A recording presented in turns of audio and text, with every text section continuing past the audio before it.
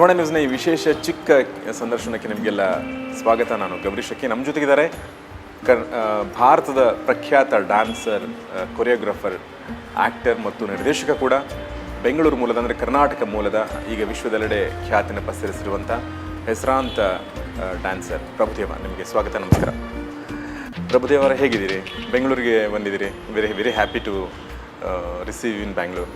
ಹೇಗೆ ಅನ್ನಿಸ್ತಾ ಇದೆ? ಚೆನ್ನಾಗಿದ್ದೀವಿ. ಏನು ಕಾರಣಕ್ಕೆ ಬಂದಿದ್ದೀರಿ ಬೆಂಗಳೂರಿಗೆ? ಇವ್ರು ಮೀಟ್ ಮಾಡೋಕ್ಕೆ. ಅಲ್ಲಿ ಶಾರ್ಟ್ ಕಟ್ ಮಾಡೋಕ್ಕಾಗುತ್ತೆ.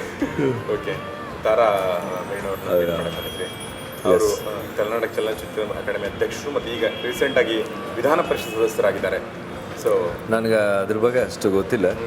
ಅವ್ರು ಹೇಳಿದ್ರು ನನ್ನ ಇದಾಗಿದೆ ಅಂತ, ಹಂಗಂದ್ರೆ ಏನಂತ ಕೇಳಿದ್ರಿ. ಅವ್ರು ಹೇಳಿದ್ರು. But she has become doing so good, so I thought I must meet her. ಯಾವಾಗಿಂದ ಪರಿಚಯ ನಿಮಗೆ ತಾರಾ ಅವರು?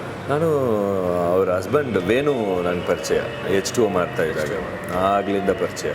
Venu is very good friend of my. Okay. So H2O ಅಂದ ತಕ್ಷಣ ನಿಮ್ಮ ಕರ್ನಾಟಕದ ಕನೆಕ್ಷನ್ ನೆನಪು ಬಂತು ನನಗೆ. ಸೊ ನನಗೆ ಅಂದರೆ ನೀವು ಬೇರೆ ಬೇರೆ ಕಡೆ ಇದ್ರಿ, ಚೆನ್ನೈಲಿದ್ರಿ, ಈಗ ಮುಂಬೈನಲ್ಲಿದ್ದೀರಾ, ವರ್ಲ್ಡ್ ವೈಡ್ ಇರ್ತೀರಾ ನೀವು. ಬಟ್ ಕನ್ನಡದಲ್ಲಿ ಮಾತಾಡ್ತಾ ಇರೋದು ನಿಜಕ್ಕೂ ಖುಷಿ ಕೊಡ್ತಾ ಇದೆ ನನಗೆ. ಕನ್ನಡ ಮಾತಾಡೋದು ನಿಮ್ಗೆ ಸರ್ಪ್ರೈಸ್ ಆಗದ, ಬಟ್ ಎಲ್ಲರಿಗೂ ಗೊತ್ತು ನಾನು ಕನ್ನಡದ. ಮನೇಲಿ ಕನ್ನಡದಲ್ಲಿ ಮಾತಾಡ್ತೀನಿ. ಮನೇಲಿ ಅಪ್ಪ ಅಮ್ಮ ಮತ್ತು ಕನ್ನಡದಲ್ಲೇ ಮಾತಾಡ್ತೀನಿ. ಬಟ್ ಸ್ಟಿಲ್ ನಿಮ್ಮಷ್ಟು ಮಾತಾಡೋಕ್ಕಾಗಲ್ಲ. ನನ್ನ ಕನ್ನಡ ಒಂಥರ ಏನೋ manageable Kannada. Sorry for that.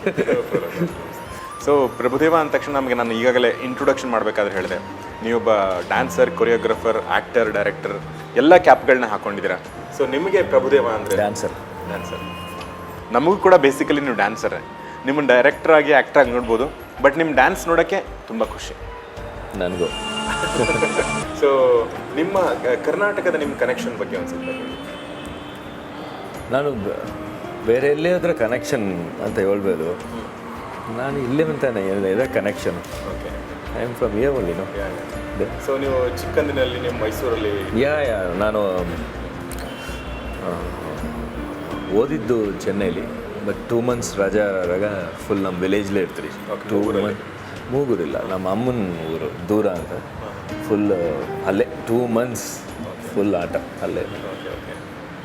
So ಅದಾದ ನಂತರ ನಿಮ್ಮ ತಂದೆ ಕೊರಿಯೋಗ್ರಾಫರ್ ಆಗಿದ್ದರು. ಸಹಜವಾಗಿ very naturally you entered in to film industry? ಇಲ್ಲ, ನಾನು ಸ್ಟಡೀಸ್ಲಿ very weak, so no options.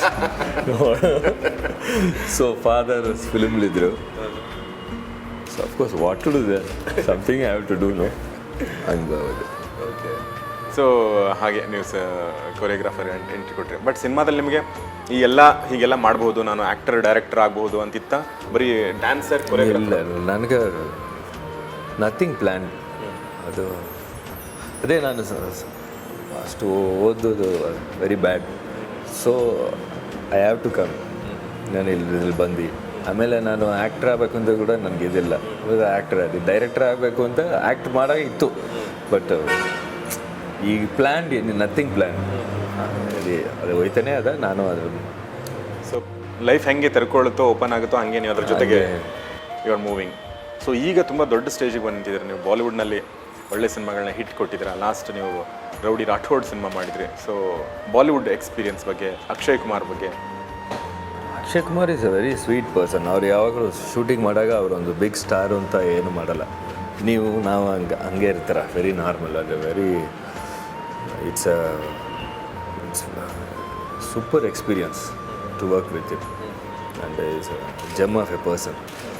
So and Bollywood is ಎಲ್ಲರಿಗೂ ಗೊತ್ತಿಲ್ಲ, Bollywood means it's big and